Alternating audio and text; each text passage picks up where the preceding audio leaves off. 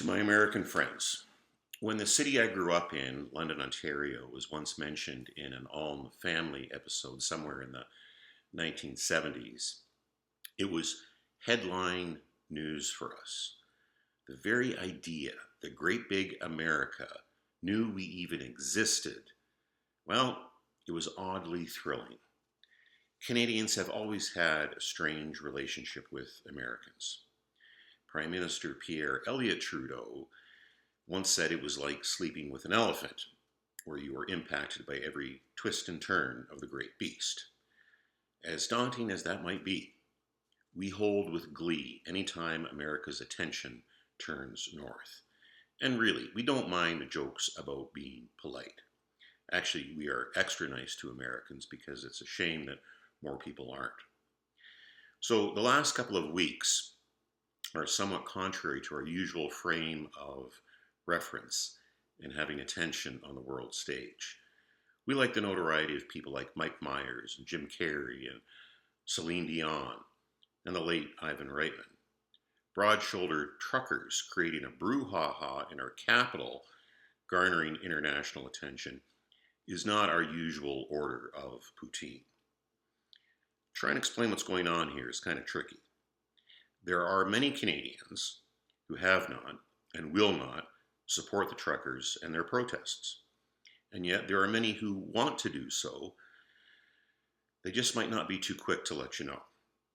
And they would probably begin their explanation of their support with a phrase like, well, I'm sorry, but I just think. One thing you should know about Canada is that we have no soaring language in our primal documents like life, liberty, and the pursuit of happiness. Instead, Canada's seminal descriptors are things like peace, order, and good government. Doesn't exactly bring a tear to your eye. We aren't used to a prime minister telling us that some people have acceptable views and some people don't. We can tell the difference without being told. Thank you very much. And as for the ridiculous characterizations of our truckers being knuckle-dragging deplorables, well, we just don't refer to family members that way. We just nod politely and let people carry on. Sorry. For a prime minister who made us a little uneasy appearing in Rolling Stone and Vanity Fair early on in his first term, it made us nervous, as we all know the story of Icarus. And you may not know, but Icarus was not, in fact, Greek. He was, in fact, Canadian. While Justin Trudeau's waxen wings may not have melted by flying too close to the sun, too many flashes from selfies and photo ops and some other problematic photos certainly provided the heat of overexposure. And yet, here we are, protesters settling in, borders being blocked.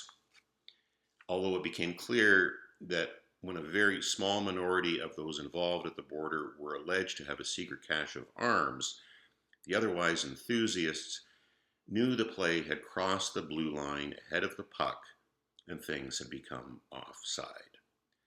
Invoking the Emergency Measures Act? Well, there's some context. In the late 1960s, there was a violent movement of Quebec separatists. And if you want to know the difference between Justin and his father, when protesters threw rocks and bottles at Trudeau the Elder while he was on a parade dais, he refused to leave as other dignitaries fled. Perhaps they escaped to their cottages, as Trudeau the Younger did, when a whiff of confrontation breezed through Ottawa a couple of weeks ago. When Pierre Trudeau invoked the War Measures Act to combat violent bomb-making terrorists who kidnapped diplomats and public servants and even murdered one of them, he was asked just how far would he go with these powers, and his response commanded respect. Just watch me. When Justin Trudeau invoked the Act's successor, the Emergency Act, he sounded more like Jackie Mason. We aren't exactly suspending human rights. We're only doing it a little bit. We are going after it over here, but not over there. It won't affect your bank, but we can freeze your money if we want to. We won't ask them to, but we might. It's only temporary, like 2 weeks, to flatten the curve. Yes, the apple with the nice hair has fallen far, far from the tree. So what happens next? A situation that was on its way to resolving itself is going to get worse. Thanks to a phone call from Uncle Joe Biden, Trudeau the Younger got the orders to clear the borders, which was happening under existing police powers anyway. But out of sheer pride, the Prime Minister will not follow the science and lift mandates. The annoying truckers parked on the federal government's front lawn, they aren't going anywhere. It will take the Prime Minister, the one wearing short pants, to go back on his word yet again and call in the military. And when he does, shots will be fired and people will be hurt, if not killed.